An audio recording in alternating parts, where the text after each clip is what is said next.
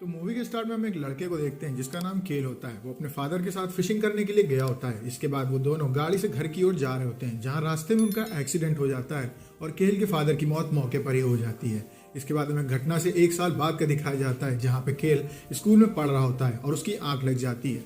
उसका class teacher duster फेंक के उसको मारता है और उससे कहता है कि तुम्हारी वजह से तुम्हारे फादर की मौत हो गई, तुम ऐसे ही लापरवाही करते रहोगे तो धीमे धीमे सब मारे जाएंगे। असल में उसको उकसा रहा होता है। गुस्सा करके केल अपने टीचर के मुंह पे घूंसा रख देता है, जिसके बाद वो वहीं पे गिर जाता है। अब केल के ऊपर केस हो जाता है, जिसमें कि उसने टीचर के ऊपर हाथ उठाया होता है। इस वजह से उसे 3 महीने की सजा होती है। सजा में उसे अपने घर में ही कस्टडी में रहना पड़ेगा और उसके पैर में एक ट्रैकर बांध दिया जाएगा। अगर वो 100 मीटर के दायरे के बाहर निकलता है तो 10 सेकंड में उसके घर पर पुलिस आ जाएगी और उसके ऊपर कार्रवाई होगी। अब केल के पास 3 महीने होते हैं। इस वजह से वो घर में गेम खेलता है, खाना खाता है और जगह जगह पे सोया करता है। इस बीच उसे अपने घर के बगल में एक ट्रक के आने की आवाज़ सुनाई देती है। जब वो चेक करता है तो उसे पता चलता है कि उसके बगल वाले घर में एक नए पड़ोसी आ चुके हैं। उनमें से एक लड़की भी होती है जिसका नाम एस्ले होता है। केल को वो काफ़ी पसंद आती है। इसके बाद केल उन लोगों के ऊपर नज़र रखने लगता है और उसे ये काम काफ़ी अच्छा लगता है। केल जान जाता है कि उसे हर हाल में 100 मीटर का दायरा नहीं पार करना है। इस वजह से वो रोप की हेल्प से अपने घर के चारों तरफ 100 मीटर की रस्सी बांध देता है ताकि वो उसके बाहर ना जा सके। एक दिन उसका दोस्त रॉनी उसके पास आता है और केल उससे कहता है कि देखो मैं यहाँ पे क्या करता हूँ। उसके दूरबीन दिखाते हुए बताता है कि मैं अपनी छत से चारों तरफ चेक करता रहता हूँ और सबके ऊपर नजर रखता हूँ। देखते हैं एस्ले को। एस्ले को देखते देखते वो दोनों काफी खुश हो जाते हैं क्योंकि उनके पास वही एक अच्छी लड़की होती है। केल, रॉनी और केल की मदर टीवी देख रहे होते हैं, जहाँ पे न्यूज में आ रहा होता है कि एक लड़की का किडनैप हुआ है और जो गाड़ी उसको उठा करके ले गई है वो दिखाई जाती है। ये एक मस्टैंग होती है। केल उस मस्टैंग को ध्यान से देखता है। इसके बाद रॉनी वहां से चला जाता है। अब केल ये चीज नजर डालता है कि सामने एस्ले अपने कपड़े बदल रही है और वहीं पे खड़ी हुई है। वो उसको काफी देर तक अब केल बगल वाले घर में देखता है तो वहां पे उसे वही हरे कलर की मस्टैंग दिखाई देती है जिसमें कि किडनैपर ने लड़की को गायब किया होता है। इसके बाद केल अपने घर से टर्नर के ऊपर दूरबीन से नजर रखता है, जहां पे एक दिन उससे मिलने रॉनी आता है। केल रॉनी को बताता है कि यही वो आदमी है जिसने कि उस लड़की का किडनैप किया। इसके पास हरे कलर की मस्टैंग है और ये मुझे हमेशा शक के दायरे में दिखाई देता है। बातें करते करते वो लोग एस्ले की तरफ देखने लगते हैं, जो कि स्विमिंग पूल में नहा रही होती है। वो लोग उसको काफी देर तक देखते हैं कि तभी एस्ले मुड़ के उनकी तरफ देख लेती है और उन दोनों को नीचे छुपना पड़ता है। तभी उनके गेट की बेल बजती है और ये कोई और नहीं एस्ले ही होती है। एस्ले उनसे पूछती है कि तुम मेरी तरफ क्या देख रहे थे, जिसके बाद केल उसको बताता है कि हम टर्नर की हरे कलर की मस्टैंग देख रहे थे। अब एस्ले उनकी बातों पर यकीन करे इसके लिए वो दूरबीन उठा करके टर्नर के घर की तरफ देखती है, जहाँ पे हरे कलर की मस्टैंग खड़ी होती है। इस वजह से वो उन दोनों के ऊपर विश्वास कर लेती है। अब वो भी उन लोगों के साथ मिलकर के टर्नर के ऊपर जासूसी करती है। उसे टर्नर दिखाई देता है जो कि अपनी गाड़ी से अपने घर पहुंचता है और अपने साथ एक लड़की को लेकर के आया होता है और वो वीडियो रिकॉर्डिंग कर रहा होता है टर्नर की। टर्नर उस लड़की के कपड़े का प्राइस टैग काट देता है और इसके बाद उसके साथ मजे करने की कोशिश करने लगता है। वो लड़की इस बीच एक बार भागने की कोशिश भी करती है, लेकिन टर्नर उसको रोक लेता है। केल को ऐसा लगता है कि पूरी तरीके से गड़बड़ है, उसे उसकी वीडियो बनाते रहना चाहिए, लेकिन गलती से उससे फ्लैश ऑन हो जाता है और ये टर्नर के घर की तरफ ही होता है। जिस बाद वो छुप जाता है नीचे और कैसे तैसे घबरा करके दोबारा अपने कैमरे को ऑन करके टर्नर के घर की तरफ की वीडियो बनाने लगता है कि तभी उसे दिखाई देता है कि टर्नर उसकी तरफ ही घूर रहा है और ये देख करके वो घबरा जाता है और वो लड़की भी अपने घर की ओर जा चुकी होती है अपनी कार से। अब अगले दिन केल अपने घर में बैठा रहता है, जहाँ पे टर्नर एकदम से आ जाता है। वो टर्नर को देख करके घबरा जाता है और चाकू हाथ में ले लेता है। तभी वो उससे कहता है कि तुम यहाँ पे क्या करने आए हो। तभी उसकी मदर वहाँ से आती है और कहती है कि ये मुझे सुपरमार्केट से यहाँ तक लेके आए हैं, अगर ये ना होते तो मैं ये सामान यहाँ पे ना ला पाती।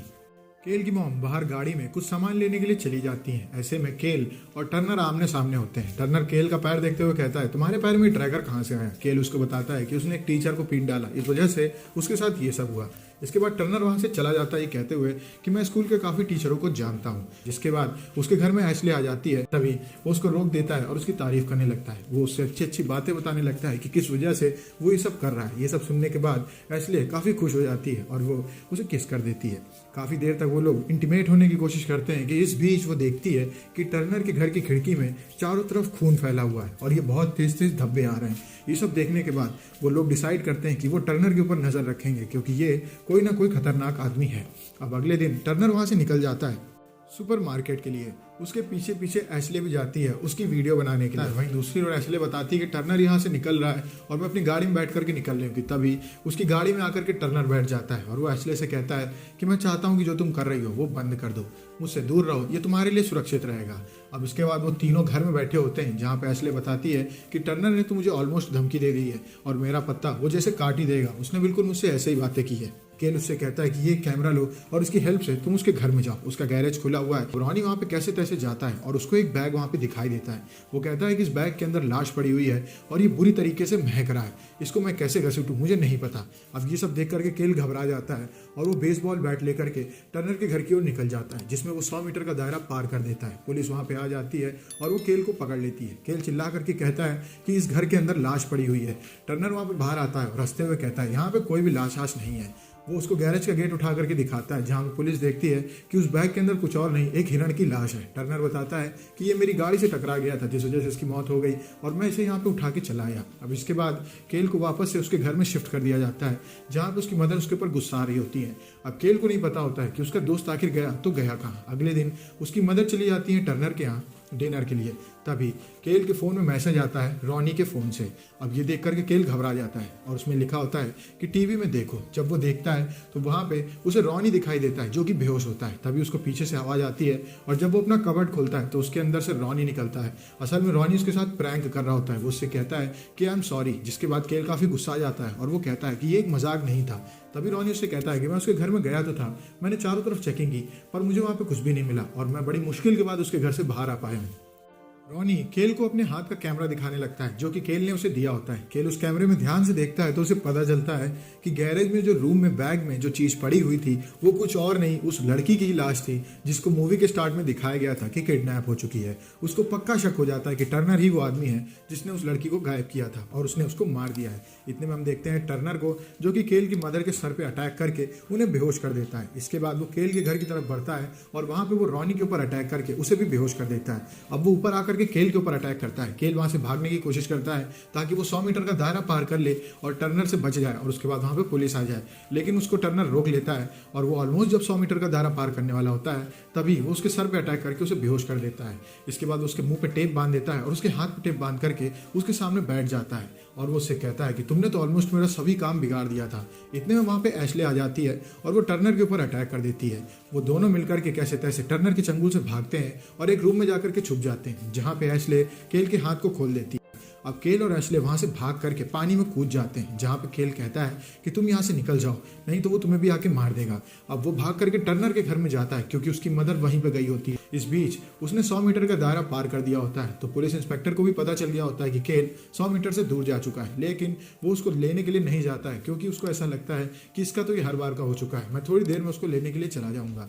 अब केल थोड़ा और आगे जाता है तो उसे एक अजीब सा दरवाज़ा दिखता है। जब वो उस दरवाजे को खोलता है तो उसके अंदर एक अलग ही सीक्रेट रूम होता है और वहाँ पे लड़कियों की लाशें होती हैं जिनको टर्नर ने जान से मार दिया होता है। ये एक पूरी तरीके का तहखाना होता है जहाँ पे टर्नर लड़कियों को मार मार के छुपाया करता था। इस वजह से टर्नर का सच अभी तक किसी को नहीं पता चल पाया था। टर्नर असल में एक सीरियल किलर था। वो वहाँ पे अपनी मदर को ढूंढ लेता है नीचे एक तहखाने में, उसको खोल करके वो निकलने लगता है। वहीं दूसरी ओर हम देखते हैं कि पुलिस इंस्पेक्टर टर्नर के घर में पहुंच जाता है, जहाँ पे टर्नर उसके सर को मरोड़ के उसे वहीं पे खत्म कर देता है। अब वो नीचे जा करके उन दोनों के ऊपर अटैक करना शुरू कर देता है, जहाँ काफ़ी देर की लड़ाई के बाद केल और उसकी मदर मिल करके टर्नर को जान से मार देते हैं और उसके बाद वो घर से बाहर निकलते हैं, जहाँ पे हमें पता चलता है कि टर्नर के क्राइम का पूरी तरीके से खुलासा हो चुका है और केल के भी 3 महीने हो चुके हैं और उसने अपनी सज़ा काट ली है। उसकी मदर उससे कहती है कि तुम्हारी वजह से हम इतने बड़े क्राइम को सॉल्व कर पाए और उसके बाद केल अपने घर से बाहर निकलता है 100 मीटर का दायरा पार करके, जहाँ पे उसके लिए एशले खड़ी होती है और ये मूवी यहीं पर खत्म हो जाती है। अगर आपको वीडियो अच्छी लगी वीडियो को लाइक करें, चैनल को सब्सक्राइब करें। मिलते हैं आपसे नेक्स्ट वीडियो में, तब तक के लिए stay safe, stay healthy, bye bye.